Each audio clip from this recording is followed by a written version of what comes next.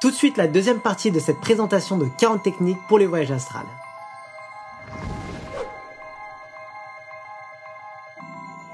Bonjour à tous, je suis Romain Clément de Gaia Méditation. Cette série de vidéos est consacrée au voyage astral, à la sortie hors du corps et au rêve lucide.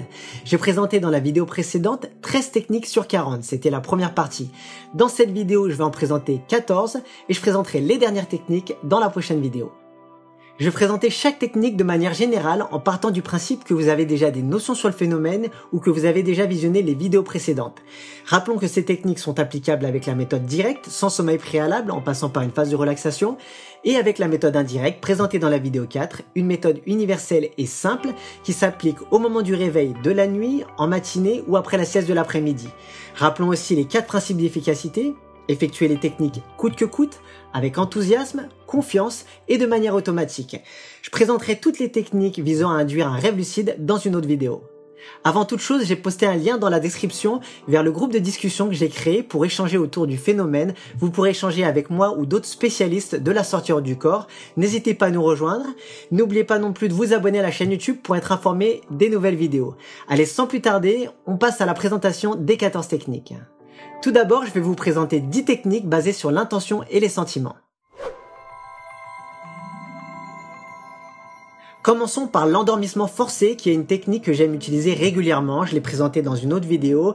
J'aime bien utiliser cette technique en simultané avec d'autres techniques pour augmenter leur efficacité. Par moment, au moment du réveil, je me sens trop éveillé et je vais alors dicter à mon corps physique de se rendormir progressivement. Je vais mimer par la respiration le sommeil naturel tout en maintenant ma conscience alerte. Qu'est-ce qui se passe à ce moment-là? Je vais replonger progressivement dans l'état intermédiaire entre la veille et le sommeil, propice à la séparation, et toutes les techniques employées en simultané vont être beaucoup plus efficaces et je vais alors pouvoir me séparer. L'intention forte à elle seule peut permettre d'atteindre l'état de séparation. Alors il n'y a pas uniquement l'intention forte au moment du réveil par exemple, mais aussi l'intention calme et constante tout au long de la journée. On remarque aussi que l'intention juste avant de se coucher, au moment de l'endormissement, est très efficace. La troisième technique basée sur l'intention et les sentiments consiste à se rappeler de l'état de phase. C'est très simple, en même temps qu'on effectue d'autres techniques par exemple, on va essayer de se remémorer des sensations d'une sortie astrale passée afin de retrouver toutes ces sensations. Dans la même lignée, on retrouve la technique qui consiste à se rappeler des vibrations. Pour atteindre l'état vibratoire, le pratiquant va essayer coûte que coûte de se remémorer des sensations liées à la vibration lors de sorties passées. Passons maintenant à la téléportation. Il s'agit en fait avec cette technique de se téléporter activement dans l'endroit désiré sans utiliser une autre technique au préalable. Vous allez essayer d'apparaître coûte que coûte dans cet endroit désiré et cette technique on va l'utiliser principalement quand on a des blocages liés au mental pour pouvoir visiter des lieux lointains par exemple. La technique suivante est assez évidente, il s'agit de la motivation. Pour générer une motivation suffisante pour augmenter les chances de sortir hors du corps, il est très important de préparer en avance un plan d'action intéressant qu'on a envie de réaliser à tout prix. Notre 20e technique est la peur. Je vais présenter cette technique même si je me doute que beaucoup d'entre vous ne l'utiliseront pas de leur plein gré. Je vais surtout la présenter pour vous faire réaliser qu'elle est la cause de nombreux dédoublements inconscients et de paralysie du sommeil. Il s'agit en effet de se rappeler ou de penser à quelque chose d'effrayant et de terrifiant et d'imaginer que cette chose se trouve à côté de vous. Ça se produit notamment fréquemment après avoir vu un film d'horreur avant de dormir par exemple. Le problème c'est qu'on a rarement envie d'avancer dans la sortie astrale à ce moment-là. Le vol maintenant, sans utiliser d'autres techniques au préalable, on essaie de ressentir directement la sensation grisante de voler et le sentiment de liberté qui lui est associé. Passons au décompte. Pour entrer dans l'état de phase, on va essayer de faire un compte à rebours de 100 à 0 par exemple, et en fonction de la méthode choisie, on se focalisera soit sur ce décompte, ou alors on cherchera à atteindre des sautes de conscience. La technique du scan est une technique qu'on utilise aussi régulièrement en méditation. Il s'agit de porter votre attention sur différents points de votre peau, de votre corps, des articulations par exemple, en passant de l'une à l'autre. Il est important de marquer une pause de plusieurs secondes ou de plusieurs respirations à chaque articulation pour bien ressentir toutes les sensations de manière distincte. Les techniques basées sur des sensations mixées sont très efficaces car elles font appel à plusieurs sens. C'est pour ça qu'on les retrouve régulièrement dans les best-of des meilleures techniques. Parmi ces techniques, on retrouve bien sûr la fameuse technique de la corde. Vous êtes allongé et vous allez imaginer qu'une corde pend au-dessus de vous.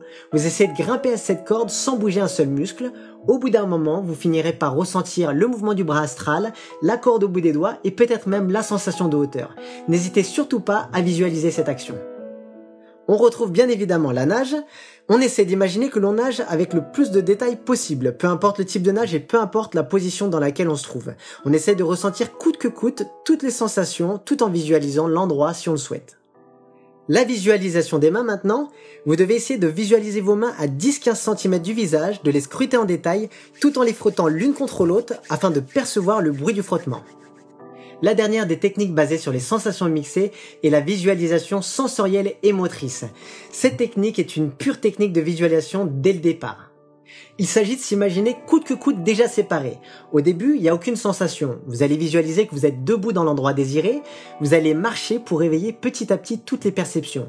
Essayez vraiment de palper tous les objets imaginés et au bout d'un moment, vous commencerez à les sentir au bout des doigts, dans la paume de vos mains. Vous commencerez à percevoir, à ressentir les déplacements et les mouvements et vous n'aurez plus besoin de vous séparer car vous le serez déjà.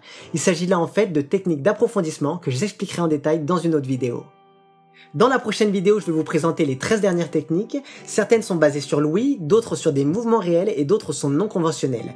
Si vous avez déjà essayé l'une de ces techniques, n'hésitez pas à m'en faire part en commentaire sous la vidéo. N'hésitez pas non plus, si vous avez aimé la vidéo, à la partager autour de vous et n'oubliez pas de vous abonner à la chaîne YouTube pour recevoir la notification quand je publierai la troisième partie des 40 techniques. En attendant, je vous laisse digérer tout ça. Je vous dis à bientôt et bon voyage astral.